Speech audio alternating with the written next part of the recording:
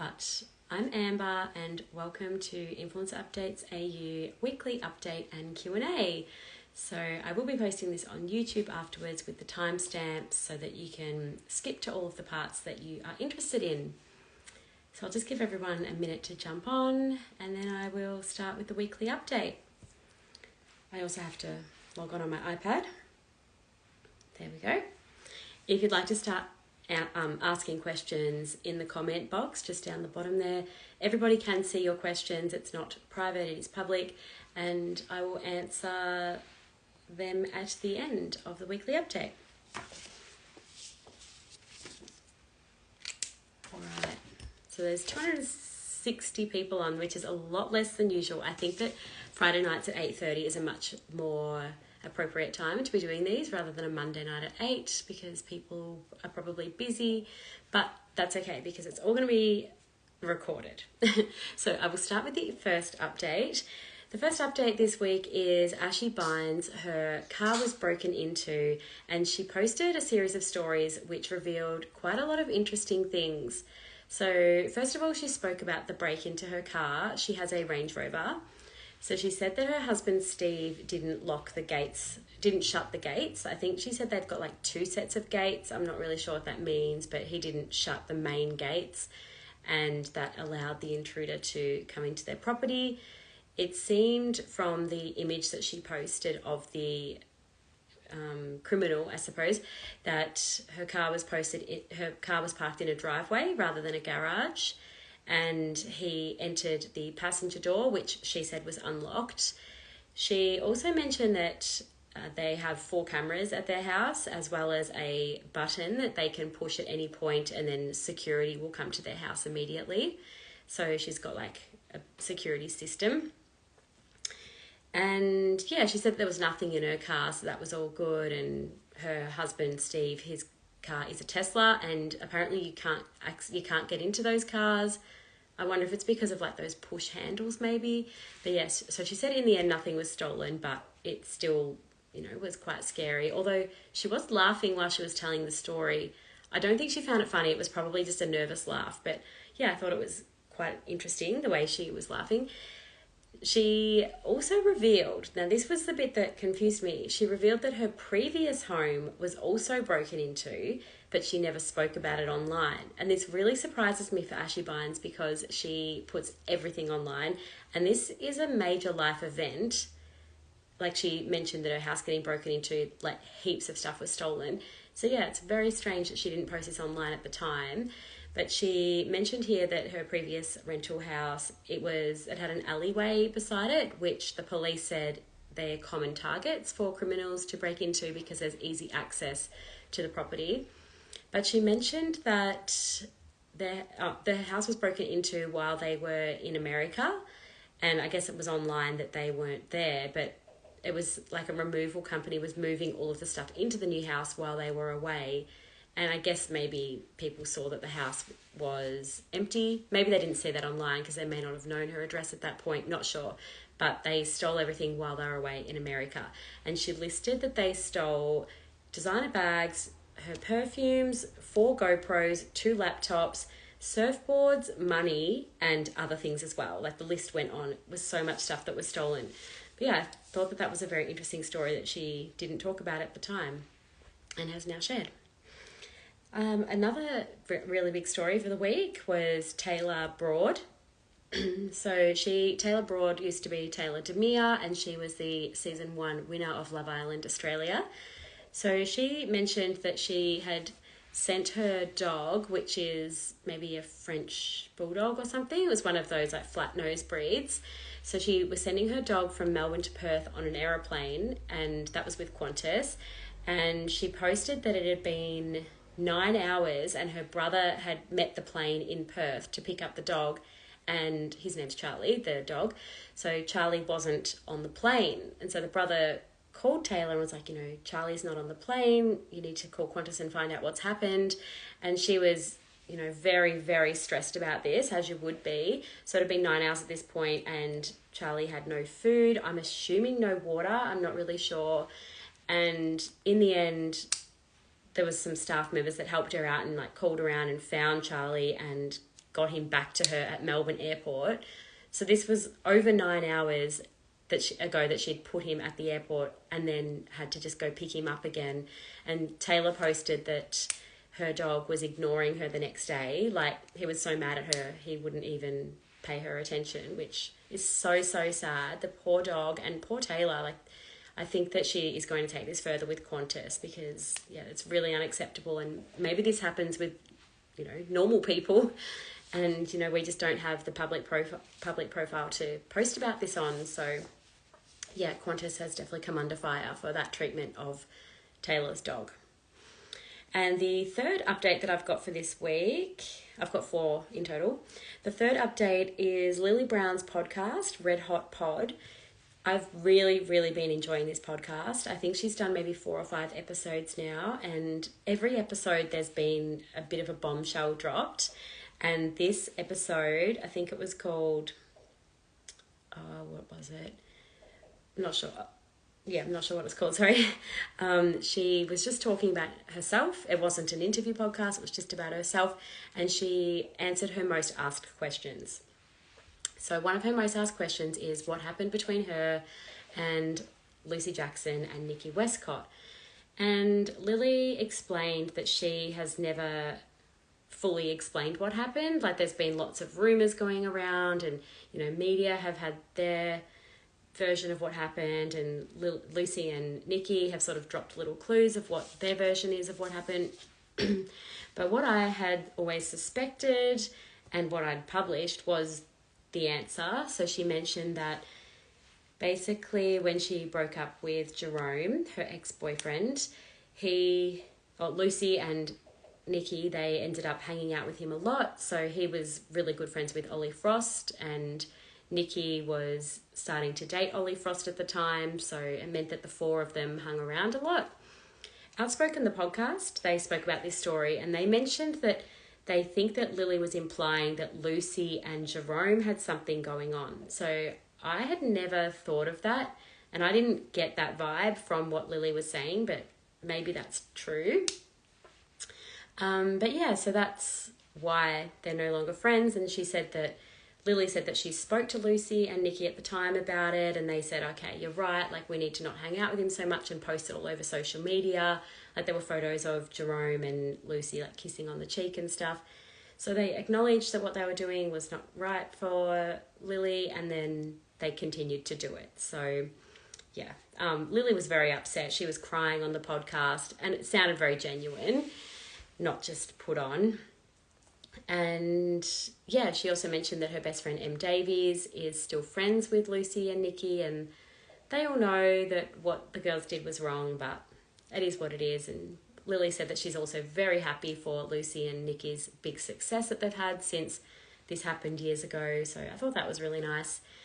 And then she also spoke about her financial situation, which I loved because influencers very rarely talk about this sort of thing.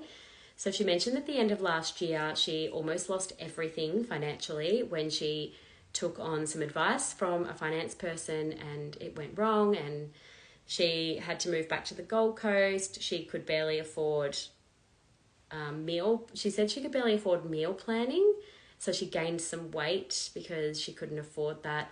She did still manage to afford her personal training, as that was a priority for her mental health as well as her physical health.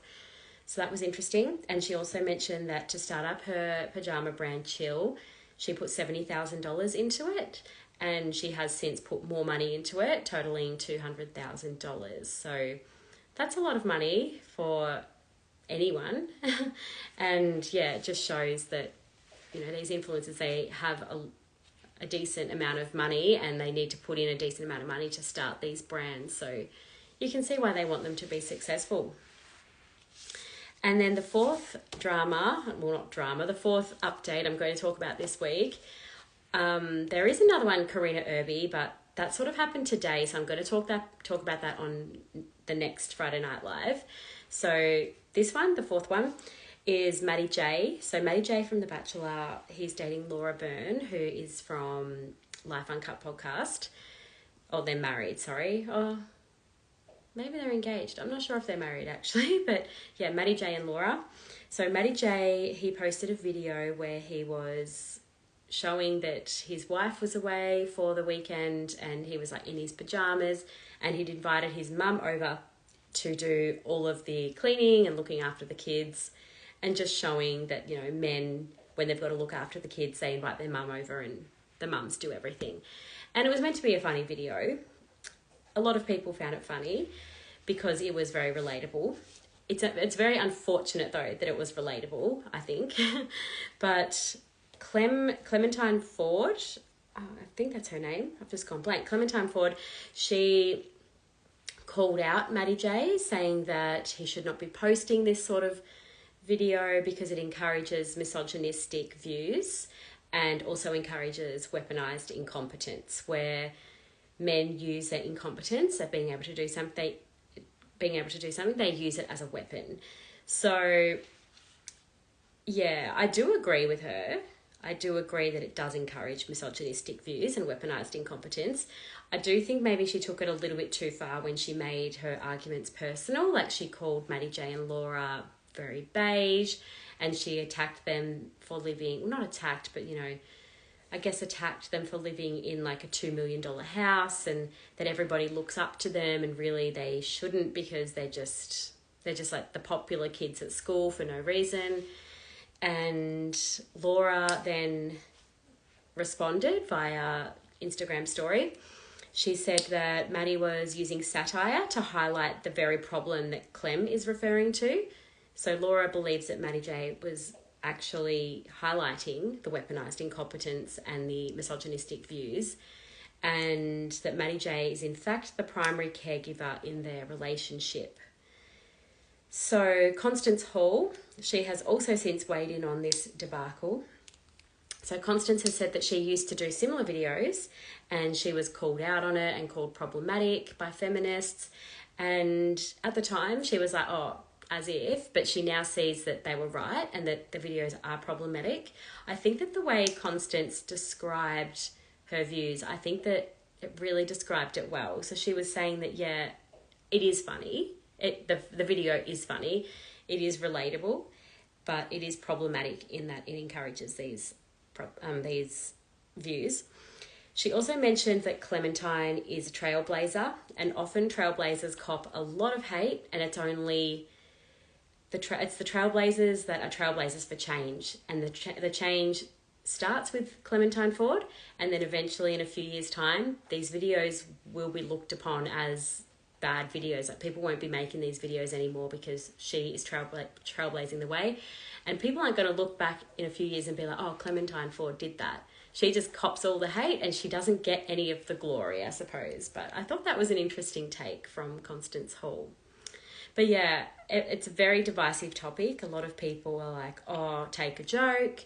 And then others are like, yeah, it's not funny at all. It's horrible that men are so pathetic, I guess. But yeah, that was definitely a very big update for the week. So I'm going to go through the questions now and see what you're all asking, because there's been a lot happening this week, as per always. These influencers keep us very busy. Is Tammy Hembrow actually with that new guy? Of course, this was the first question. It's been very big news lately. Yes, Tammy Hembrow is with Matt Zukowski. They went to an event in Sydney together last week, and that was a Stan original premiere of a new TV series that they've brought out called Court. So yeah, I guess they revealed their relationship officially at that by having like the publicity shots. And yeah, they've been posting, you know, most days together now. Like, they've been in Melbourne this weekend, and they've been at like the markets, and they've been at St Kilda Beach. So yes, they're very much together.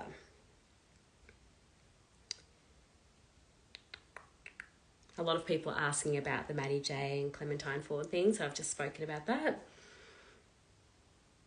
Sophie Guidolin, what a weekend she's just had, wigging out and being crazy, condescending to paying customers. Yeah, I've been sent a lot of Sophie Guidolin stuff over the weekend. So she's been saying, like, threatening to call out a lot of people that are sending her hate. She sort of has been focusing on it a lot this weekend.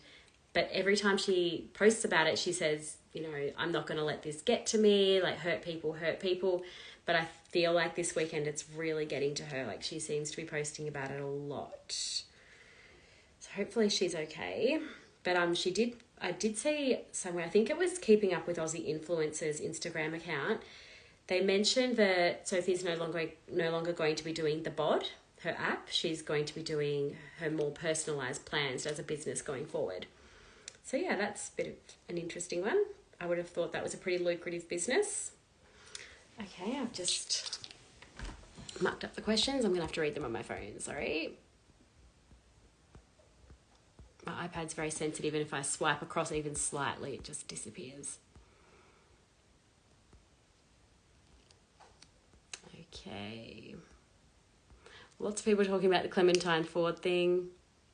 Where did Ashy talk about this? So yeah, back on that Ashy Bines thing, she was talking about it on her story. So I've also posted it to close friends. But yeah, it was just on her story, so it disappeared. Someone has missed something. What happened to Ashy Bines when she was posting all the sad stories? So yeah, Ashy Bines was posting for about a week, and a series of, well, every day she was posting that she's really sad, but she doesn't want to talk about what she's sad about yet because it will make it more real. And in the end, she posted that her dog Scooby had to be euthanized. So I think it was just that he was very old, and she didn't say what happened to him, but yeah, the poor thing, like, oh my gosh, she did a video about it, and it was so sad. Like, losing a pet, honestly, seems so traumatic. It makes me not want to get one. Everybody says it's just the saddest thing. Okay.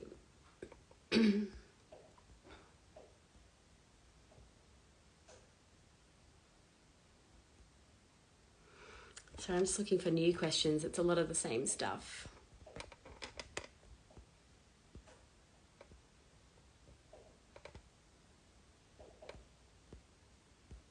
Lots of people have been watching Sophie Guidolin's stories over the weekend, yeah.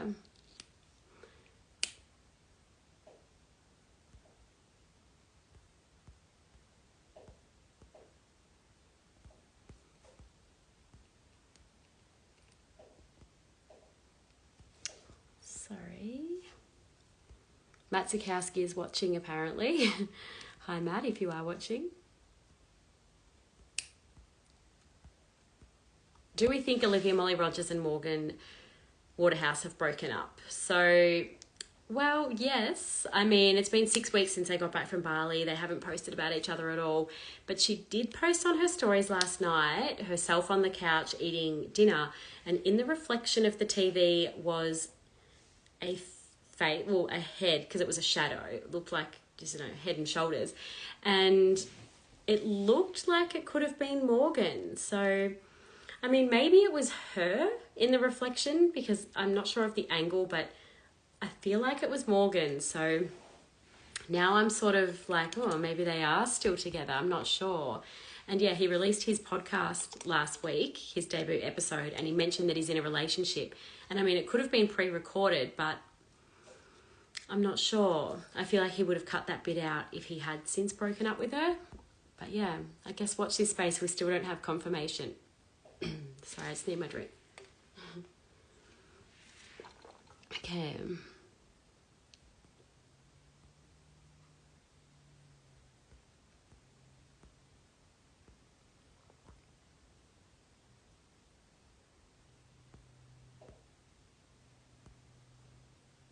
Does anyone else start following influencers and support them and then eventually just go off them after supporting them so heavy?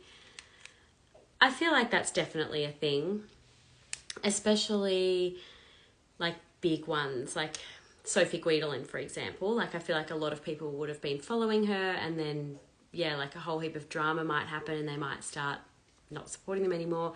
I know Ashy Bines, like, she was really popular, and I feel like tables turned maybe a few years ago. I feel like now it's died down a lot, but yeah, it sort of just depends on the dramas at the time. But that's definitely a very common thing. Someone saying they got blocked by Ashy at 15, I guess when they were 15 years old, that means, because she wouldn't refund me for her program after scamming everyone.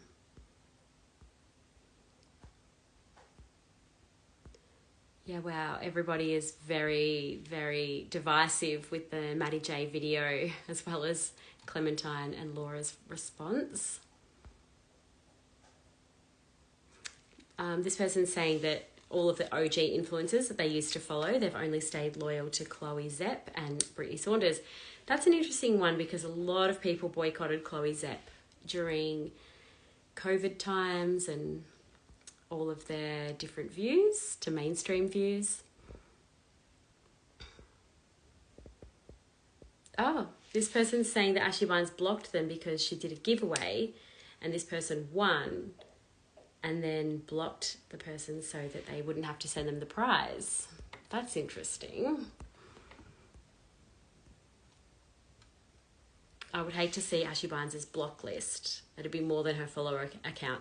I wish that Instagram would glitch and it would like unblock everybody. I think I've only blocked like 1 or 2 people, and yeah, it'd just be so good because then I would be able to follow all of the influencers again because somebody else added me to their blocked list this week, I've noticed, Jett Kenny.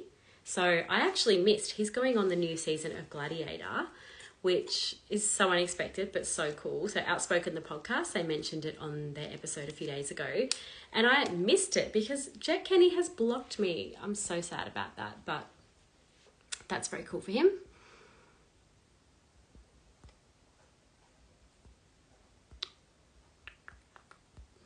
I wish that someone would talk about something new. Okay, thoughts on Emmylou promoting confidence but constantly using slimming filters? I guess it's ironic, isn't it? Yeah. But then, yeah, I don't know, does she promote, you mean she promotes body confidence, I suppose.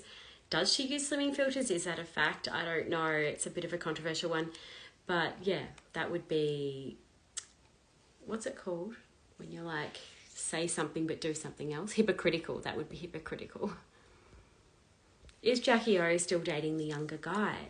I assume so. I assume she's dating that younger guy. I don't know if I talked about this last week, but Jackie O, she has recently started up a new business. It's like a retreat sort of business. Anyway, her and her business partner, they have recruited Gwyneth Paltrow, like A-list Gwyneth Paltrow, to come over to Australia and do a talk. And I think that's amazing. Like, yeah, very different. I guess Jackie O is more of a celebrity, but yeah, such an interesting celebrity business for her to start. And the meet and greet tickets were something like $3,000 each. So yeah, that's only for the rich, I suppose. And Jackie O is also doing retreats where people go to, I think it was Fiji for 5 nights, and it was like this private island villa thing, and the tickets were 15,000 Australian dollars. So the advertising, like her and her business partner, they're both white, and the 6 guest speakers who were going to be at it, they were also like similar age and also all white. So I'm convinced that this is like a rich a rich white lady retreat. So yeah, I guess if you've got 15 grand spare, that would be where you could spend it.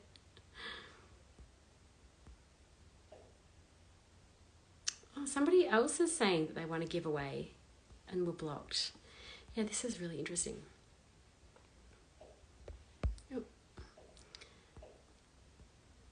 What's happening with close friends for 2024? How will it work? Will it be the same price? So I still don't know what I'm going to do. I was thinking I want to do the monthly subscription where it's like all built into Instagram, but a lot of people have said they don't want to do monthly payments. But in terms of admin, it would eliminate all like me having to like manually add everybody. It would also mean I could give a lot more content because I could do grid posts as well as stories.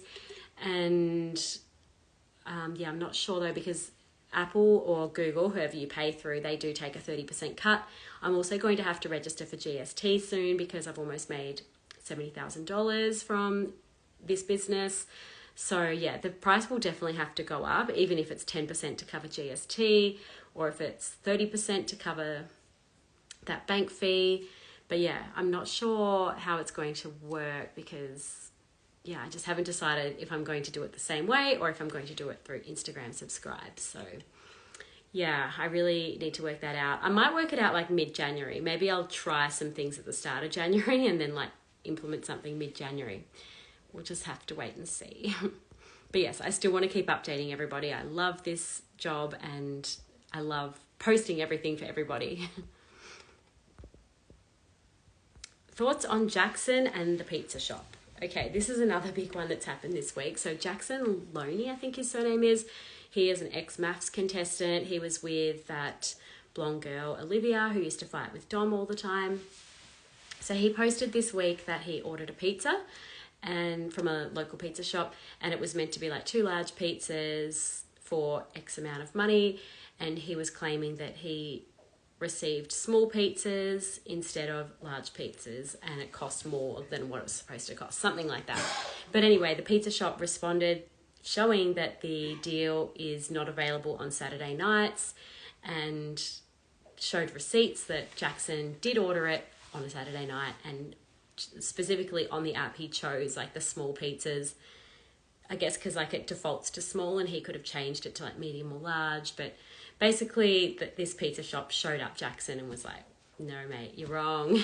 And it's just really embarrassing for Jackson, I suppose, like, yeah, to have gone on a rant about it and be proven wrong. But also I think that he shouldn't be using his large platform. He does have like over 100,000 followers.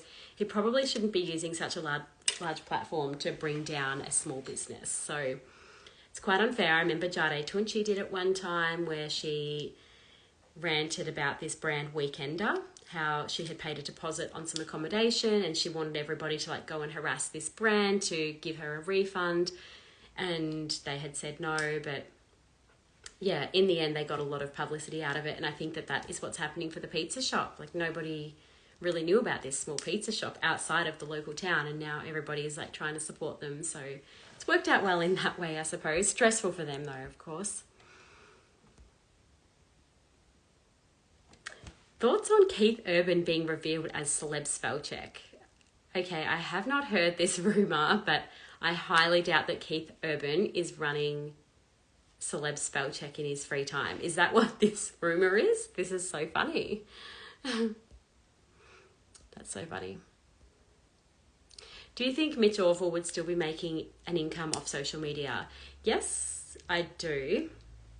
I can think of a paid promotion he would have done recently. So he worked for LMCT, which is Adrian Portelli's lottery business or giveaway business, I think they call it. And he did like a walkthrough of one of the houses and promoted it on his social media. So I imagine that was a paid job. But otherwise, I believe he's now working for his father in Orville Real Estate, I think it's called. So yeah, Orville Real Estate mentioned that Mark Orville is the owner and Mitch and Hannah are both working for him. And I think that other than that, he is a stay-at-home dad mostly, while Chloe does a lot of the work because she has her businesses that she runs. So yeah, I think he does make a little bit of money off social media, but not a lot.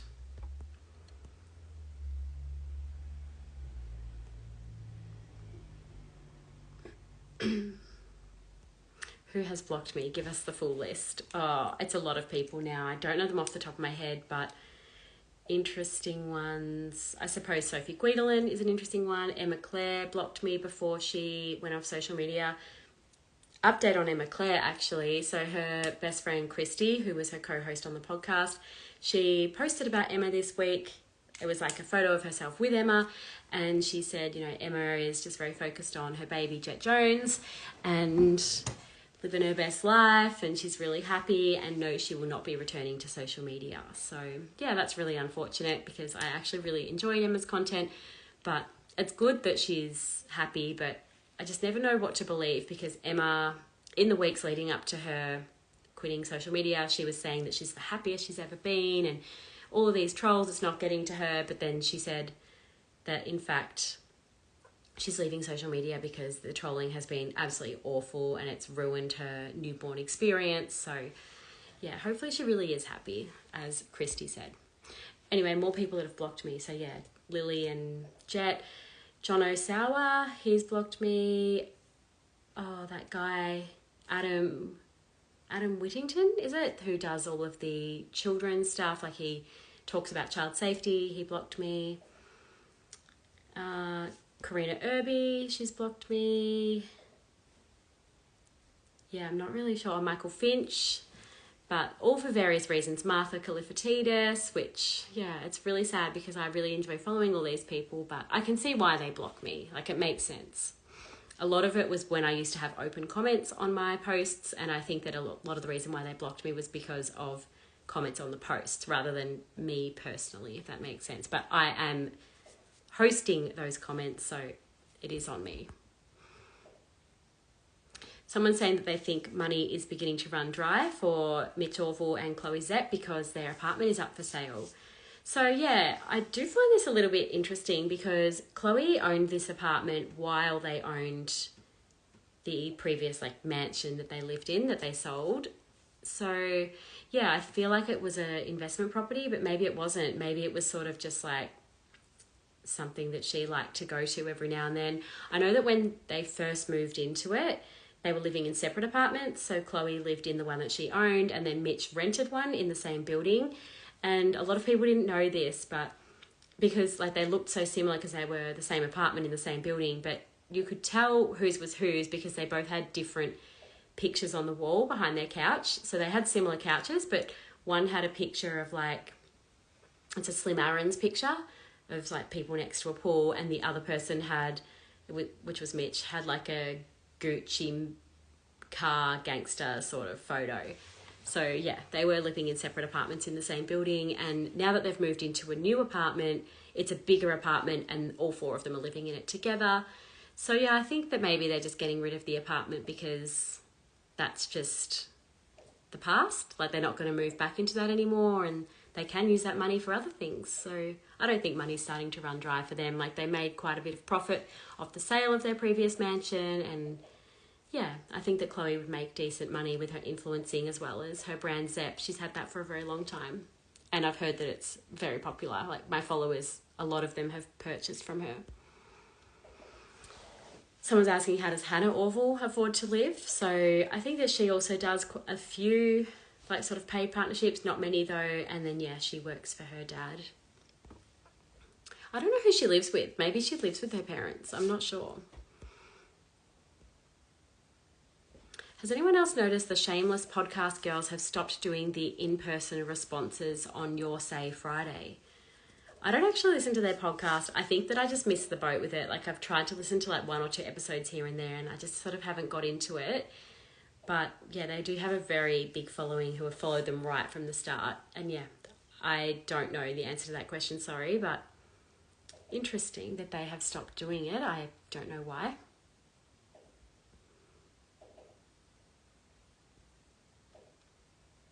What happened to Chloe's business, Well Web? So Chloe Szep's business, Well Web, that seemed like a flop. And then she changed her fitness brand Szep to more organic materials, then had to backtrack and bought back the original products. I think that with Chloe Szep's brand, Well Web, it's just an obsolete technology. People don't want to pay to subscribe to a website anymore. They want apps. They want, this Well Web was sort of, they called it the Netflix of wellness or something, and it was all video content.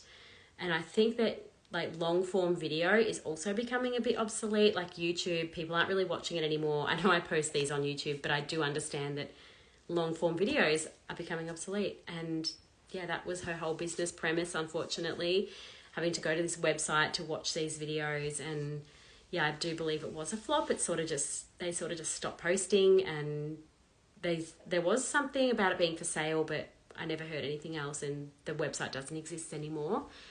I don't know if it was a flop altogether. It probably had its moment, but yeah, in the end it did shut down. And yeah, she changed her fitness brand to more organic materials. I suppose that, I don't remember that, but that probably would have just been her personal values. And then she probably found that it was too expensive or too hard and not what the customers wanted, and now she's back to the original products. I think that's pretty normal in business, that you sort of try things, change things up, go back to the original concept. But I think that her brand Szep is quite successful, and I've only heard good things about it. So yeah.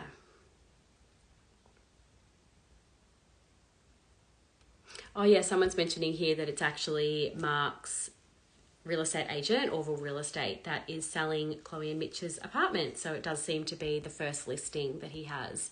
So I think that that's actually really great of Chloe and Mitch to, I think it's actually Chloe's apartment, but it's really great of Chloe to let him be the real estate agent, and it'll really make a mark for them. Like if he does a good job of it, I think that'll really put his real estate agent on the map, because they do have like a really good publicity sort of thing around it.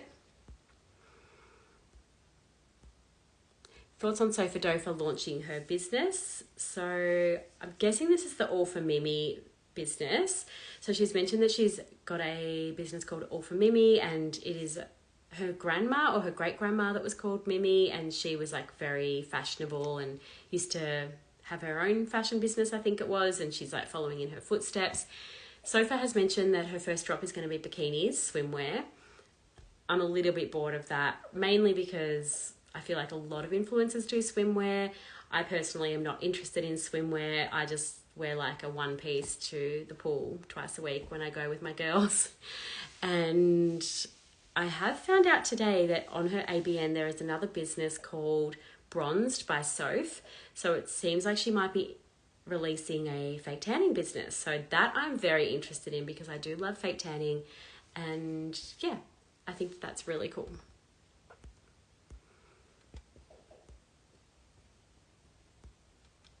Do you think White Fox Boutique is an ethical brand? Well, I mean, ethics are debatable. No, I believe is the short answer. The answer is no, but I also think that most businesses aren't ethical, sort of thing. Like, it's not White Fox in particular. Like White Fox, Target, for example, like Kmart, they're all the same. They're all mass producing clothes. They're all creating excessive amounts of waste. They're all promoting consumerism. Like, I don't know what you mean by ethics, but depends what your ethics are. But I feel like all of these huge big clothing brands, they're all the same ethically. Maybe there's a few that are, conscious of being made in good environments and like not using slave labor, but I'm not sure about that. I think that they all do use these unethical factories.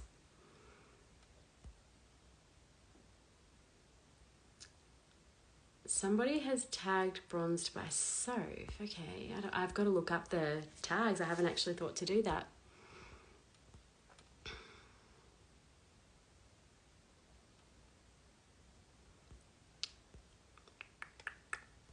Sorry, I will...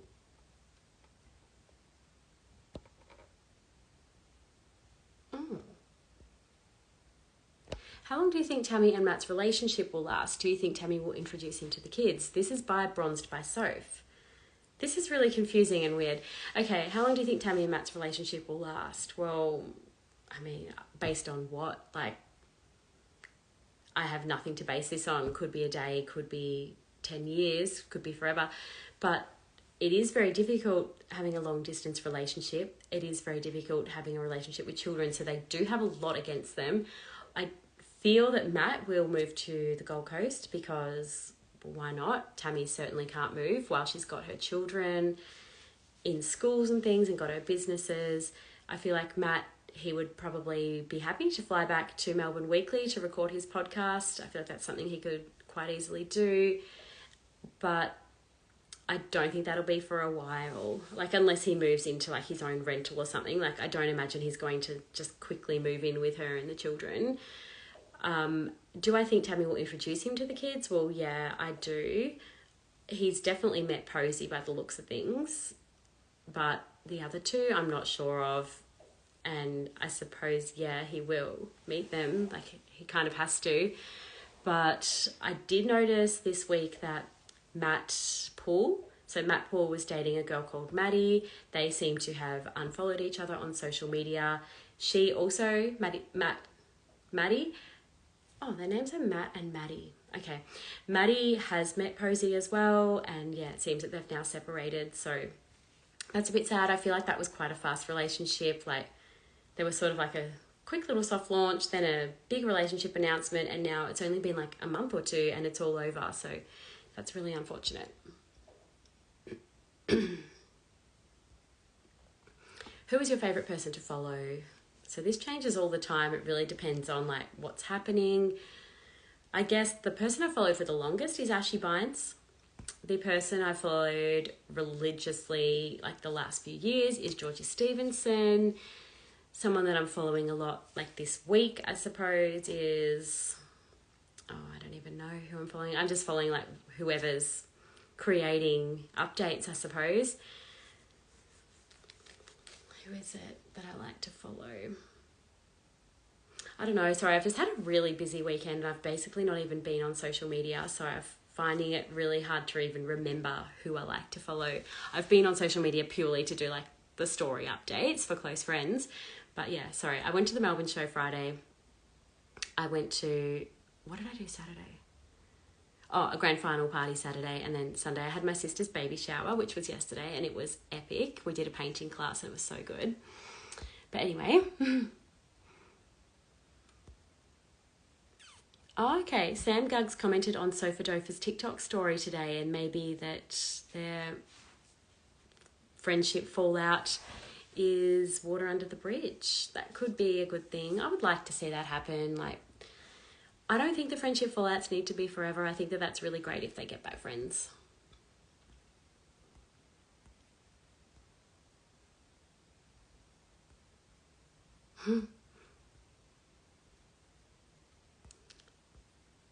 Okay, there's all these people pretending to be Sofa Dofa. This is really confusing me.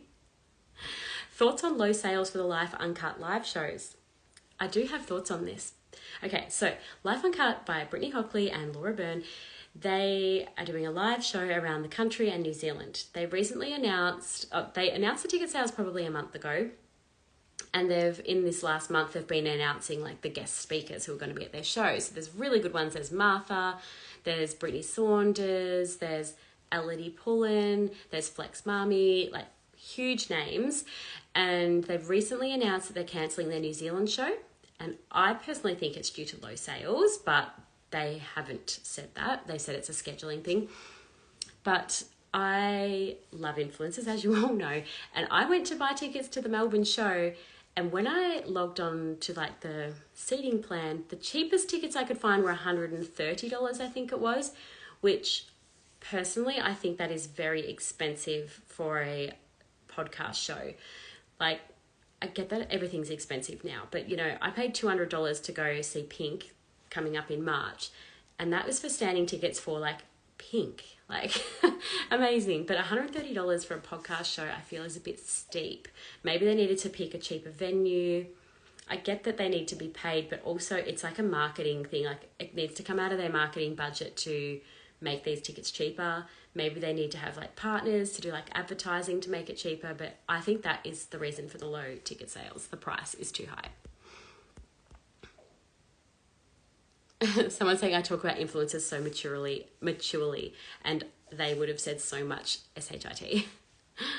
I do try to see things from both points of view, and I don't want to be an account that just stacks on influencers. Like, I want it to be more of like a news account where I talk about what's happening, not necessarily about my thoughts. I do put my thoughts on this live though. Okay, oh, I've caught up. So that's really good because I do try to talk for 45 minutes and it's been 43. Someone has said, does Lucy Jackson have a new man? Not that I'm aware of, but yeah, let me know what you know, please. I always thought she was with that guy that she lived with, George, I think his name was, but apparently not. And did you go to Izzy and Sam's live show? No, I didn't. So that all happened very quickly. They were like, we're going to have a live show, and I didn't even realise they'd already done it, but I would have liked to have gone, but yeah, anyway, didn't go, sorry. But thanks everybody for logging in tonight, and yes, as I said, I will post this on YouTube and put the timestamps in so you can go back to the bits that you missed. And yeah, just signing out again. My name's Amber and I'm from Influencer Updates AU on Instagram. Thank you for joining, and I'll see you on Friday. Bye.